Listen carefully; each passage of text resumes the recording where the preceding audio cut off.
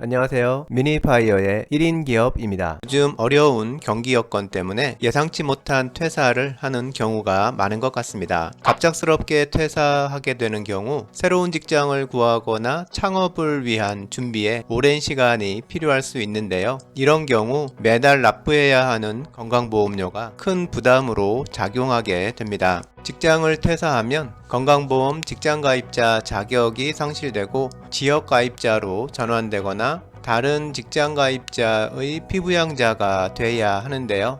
가족 중에 다른 직장가입자가 있는 경우라면 피부양자가 되는 것이 보험료 측면에서 가장 유리한 방법이기는 하지만 피부양자도 요건이 맞아야 가능하니까요. 피부양자 요건도 잘 살펴봐야 합니다. 가족 중에 직장 가입자가 없거나 있어도 본인이 피부양자 자격이 안 되는 경우처럼 건강보험 피부양자가 될 수 없는 상황이라면 최종 지역 가입자로 전환되게 되는데요.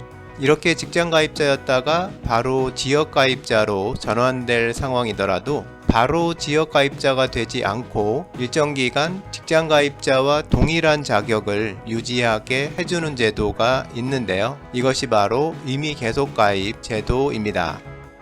임의 계속 가입 제도는 직장을 퇴사한 날을 기준으로 36개월까지 퇴사 전 직장을 다닐 때 납부하던 직장 건보료 수준의 보험료를 납부하면서 직장 가입자와 동일한 자격을 유지하게 해주는 제도입니다. 퇴사자의 건보료 부담이 갑자기 급증하는 걸 방지해주는 제도인 겁니다. 그래서 임의계속가입은 기본적으로 퇴사자에게 유리한 제도인데요. 하지만 항상 유리하기만 한 것은 아니고요. 유리한지 불리한지를 판단해 봐야 하는데요. 그 유불리 판단의 기준이 되는 것은 바로 납부할 보험료입니다.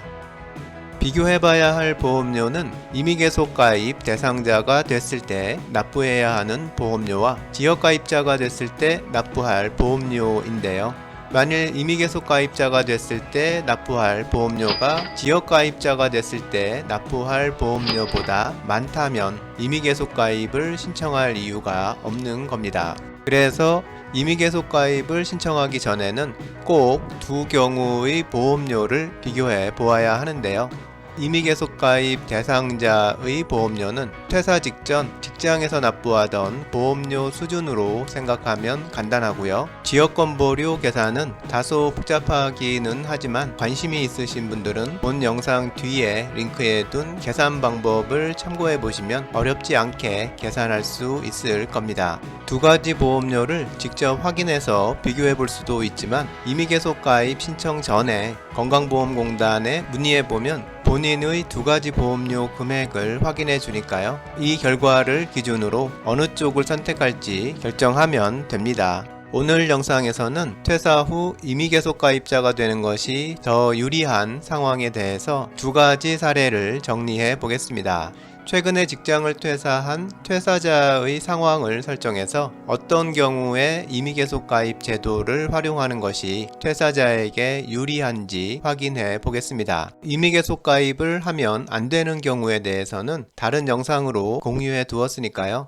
임의계속가입 제도에 대한 추가적인 정보와 임의계속가입을 하면 안 되는 상황이 궁금하신 분들은 본 영상 뒤편 링크에서 확인해 보시면 좋을 것 같습니다. 첫 번째 사례로 은퇴하신 부모님을 피부양자로 등록한 미혼인 자녀가 5년 다니던 직장을 퇴사하게 된 경우로 생각해 보면요. 자녀는 아직 부모님 명의 주택에 거주하며 직장을 다녔었고 아버지 명의로 재산세 과세 표준이 4억 원인 아파트와 출고가 3천만 원인 5년 된 2000cc 승용차가 있고 어머니 명의로는 전세로 임대하고 있는 재산세 과표 1억 원짜리 소형 아파트가 있다고 하면요. 먼저 이 경우에 해당하는 지역 건보료를 계산해 보겠습니다. 자녀가 직장가입자 자격을 상실하게 되면 세대원 모두가 지역가입자로 전환되는데요. 지역가입자의 건보료는 해당 세대 구성원 모두의 소득, 재산, 자동차를 합산해서 부과됩니다.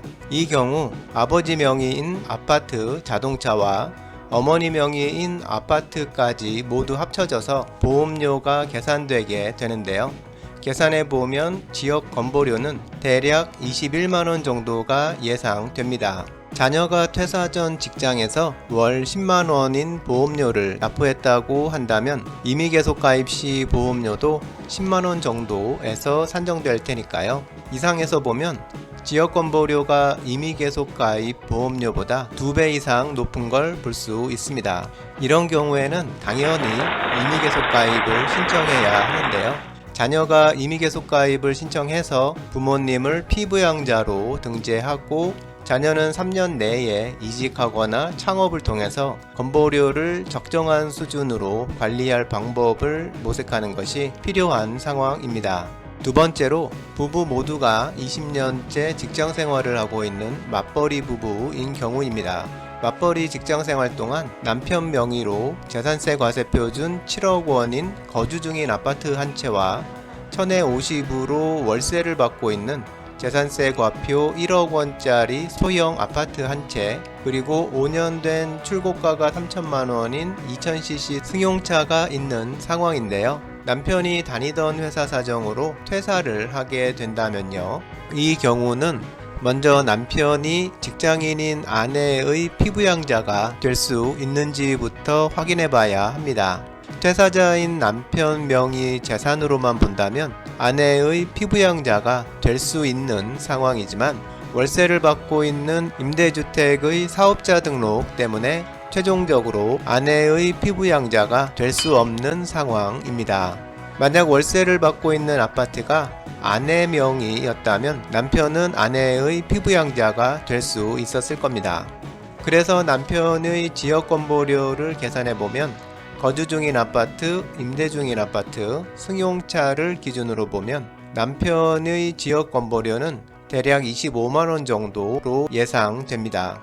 남편이 직장에서 퇴직하기 직전에 납부하던 건보료가 20만원이었다고 하면 이미 계속 가입 보험료도 20만원 수준에서 결정되니까요. 이렇게 되면 지역 건보료가 이미 계속 가입 보험료보다 높은 금액이 나오게 되는 상황이고요. 이미 계속 가입을 신청하는 것이 더 유리한 상황인 겁니다. 이상의 두 사례를 정리해보면 직장 가입자의 피부양자로 등재된 가족 명의로 재산이나 소득이 많을수록, 그리고 퇴사자 본인 명의로 재산이나 소득이 많을수록 지역가입자는 피해야 하고 이미 계속 가입을 꼭 활용해야 하는 겁니다.